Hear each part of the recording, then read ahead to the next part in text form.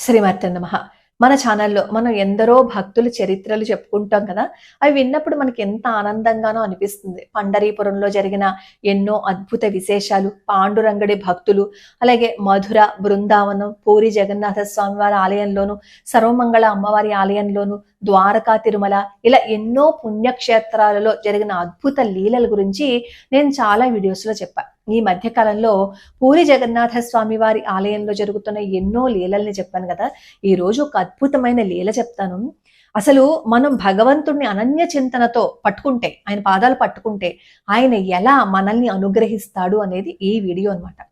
కానీ కొన్ని నియమాలు మనం పాటించాలి. భగవంతుడి అనుగ్రహం మనకి కావాలి అంటే కొన్ని నియమాలను మాత్రం ఖచ్చితంగా పాటించాలి. అవి పాటించాము అని అనుకోండి, ఆయన అనుగ్రహం మన మీద ఖచ్చితంగా ఉంటుంది.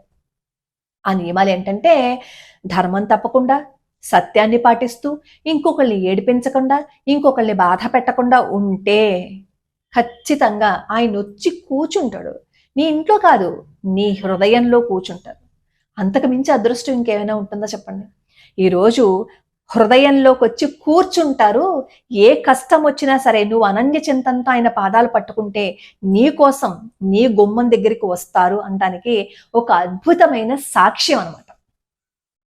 పూరి క్షేత్రంలో అర్జున్ మిశ్రా, ఆయన గీతా పాండా అని చెప్పి పిలిచేవారు. ఆయన ప్రతిరోజు భగవద్గీత పఠనం చేసేవారు. భగవద్గీత చదవకుండా ఆయన రోజు మొదలయ్యేది కాదు. అలాగే భగవద్గీతతోటే ఆయన రోజు ముగిసేది కూడా. అంటే నిద్ర లేవడంతోటే భగవద్గీత, పడుకునేటప్పుడు కూడా భగవద్గీత, ప్రతి క్షణం భగవద్గీత. ఎందుకు ఆ భగవద్గీతను అలా పఠిస్తూ ఉంటారు?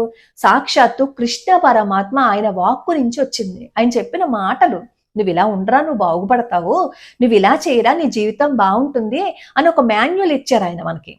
కానీ ఆ మాన్యువల్ అని మనం ఎప్పుడు చదవం.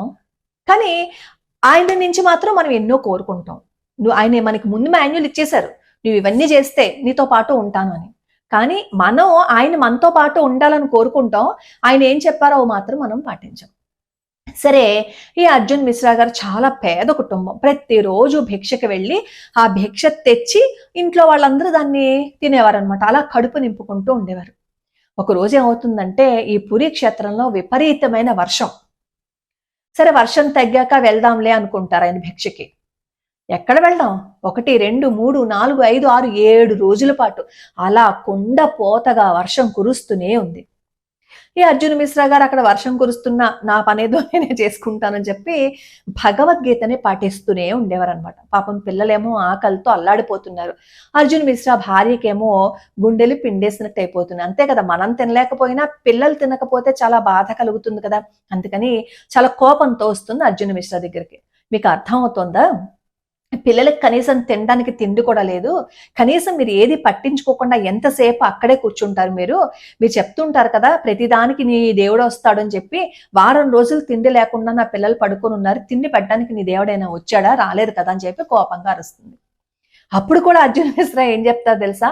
అనన్యాస్ చింతయంతో మాం ఏ జనా పర్యుపాసతే తేషాం నిత్యాభియుక్తానాం యోగక్షేమం వహామ్యహం. అదే చెప్తారు.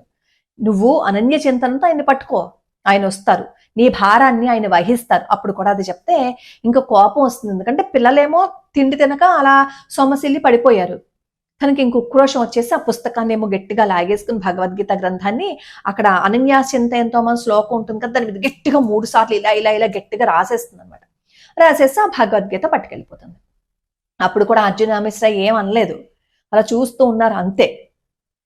సరే, ఇది జరిగిన కొంచెం సేపటికి ఇంటి తలుపు చెప్పడైంది. ఎవరా అని ఆతృతతో తలుపు తీసింది అర్జున్ మిశ్రా భార్య. ఈ అర్జున్ మిశ్రా లోపలే ఉండి ఆయన భగవంతుని ప్రార్థిస్తూనే ఉన్నారు. ఆయన బయటికి రాలేదు ఇంకా. సరే, ఈవిడ వెళ్ళి తలుపు తీసేసరికి ఇద్దరు, ఒకరేమో బంగారుపు రంగు శరీరఛాయ, ఇంకొకరేమో నీలవర్ణ శరీరఛాయ. వాళ్ళిద్దరూ వచ్చి, అమ్మా ఆయనకి సంబారాలు ఇవ్వమని మా గురువు గారు పంపించారు, ఇదిగో తీసుకోండి అని చెప్పి తీసుకొచ్చి ఇచ్చారు. అప్పుడేమో అర్జున్ మిశ్రా భార్య చాలా సంతోషపడిపోతుంది అనమాట. రెండు లోపలికి వచ్చి కూర్చోండి, నేను మీకు కూడా వంట చేసి పెడతాను, వర్షంలో వచ్చారు కదా, రండి కూర్చోండి అంటుంది. అంటే అప్పుడు ఆ నీలవర్ణంలో ఉన్న ఆ యువకుడు అంటాడు, వద్దమ్మా, నువ్వు చేసి పెట్టినా నేను తినలేను, ఎందుకంటే నా నాలికని 3 సార్లు కోసేశారు, అందుకే నేను తినలేనమ్మా అని చెప్పంటారు. అని నాలిక చూపిస్తారు. చూపించేసరికి ఆ నాలిక అంతా రక్తసిక్తం అయిపోయి ఉంటుందన్నమాట. అయ్యో ఎవరు కోసేశారమ్మా అలాగా, ఎవరు చేశారు అలాగా అంటే, నా భక్తుడు భార్య చేసిందిలే అని చిద్విలాసంగా నవ్వుకుంటూ, మీరు చక్కగా వండుకుని తినండి అని చెప్పి వాళ్ళిద్దరూ వెళ్ళిపోతారు. లోపలికొచ్చి అర్జున మిశ్రాతో జరిగిన విషయం అంతా చెప్తుందనమాట భార్య. చెబితే అప్పుడు భార్య వంక చూసి అంటాడు, వచ్చింది నీకు ఇప్పుడు ఎవరో అర్థం కాలేదా, నా కృష్ణుడే వచ్చాడని చెప్పి భగవద్గీతను ఇలా తెరిచి చూస్తే ఆ అక్షరాలు బంగారపు వర్ణంతో మెరిసిపోతూ ఉంటాయన్నమాట. అప్పుడు అర్జున్ మిశ్రా ఆయన భార్య పూరీ క్షేత్ర ఆలయానికి వెళ్ళి పరుగు పరుగున వెళ్ళి అక్కడ స్వామివారి మూల విరాట్ను చూస్తే స్వామివారి ఆ నోరు దగ్గర అంతా రక్తం కనబడుతుంది తెలుసా.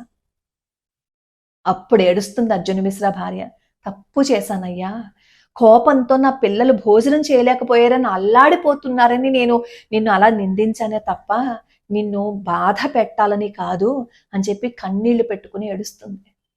అప్పుడు అర్జున్ మిశ్ర అన్న మాట ఏంటో తెలుసా, నువ్వెంత పుణ్యం చేసుకున్నావే, భగవద్గీత ప్రతిరోజు పఠిస్తున్నా నాకు కనిపించని నా కన్నయ్య నీకు కనిపించాడు, నువ్వు ఎంత అదృష్టవంతురాలివే అని చెప్పి అర్జున్ మిశ్ర ఏడుస్తారు. అలా ప్రతి క్షణం తనతో పాటు భగవంతుడు ఉంటాడు, అనన్య చింతనతో ఆయన పాదాలు పట్టుకుంటే భగవంతుడు ఆయన గురించి అన్ని చూస్తాడని నమ్మారు కాబట్టే ఎప్పుడైతే భార్య అర్జున్ మిశ్రాన్ని నిందించిందో పరిగెత్తుకుంటూ రాలేదా చెప్పండి. అంతటి అనన్య చింతన మనకి కూడా ఉంటే ఖచ్చితంగా భగవంతుడు మన కోసం కూడా వచ్చి తీరతాడు. పూరీ క్షేత్రంలో ఇది నిజంగా జరిగిన అద్భుతం అన్నమాట. ఆ రోజు అర్చకులు కూడా ఆశ్చర్యపోయారట. అసలు భగవంతుడండి దయామయుడు, మనం ఆయన పాదాలు పట్టుకోకపోవటమే మనం చేస్తున్న తప్పు, చేసిన తప్పు కూడా. మనం మనుషుల్ని నమ్ముతున్నాం, భగవంతుణ్ణి నమ్మడంలే, ఆయన పాదాలు పట్టుకోవటం లేదు. ఆయన ఉన్నాడు, ఆయన ఉనికిని చూపిస్తున్నాడు ఈ లీలల ద్వారా.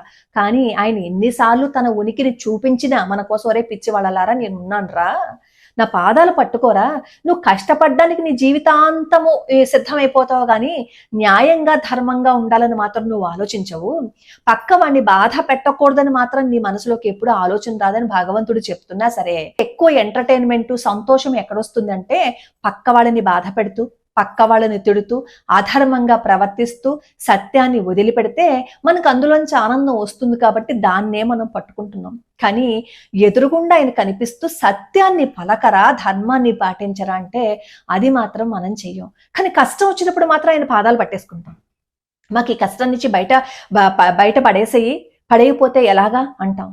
ఎలా పడేస్తాడండి, మనం సత్యాన్ని వదిలిపెట్టి ధర్మాన్ని పాటించకపోతే. మనం చేయవలసినవి మనం చెయ్యం.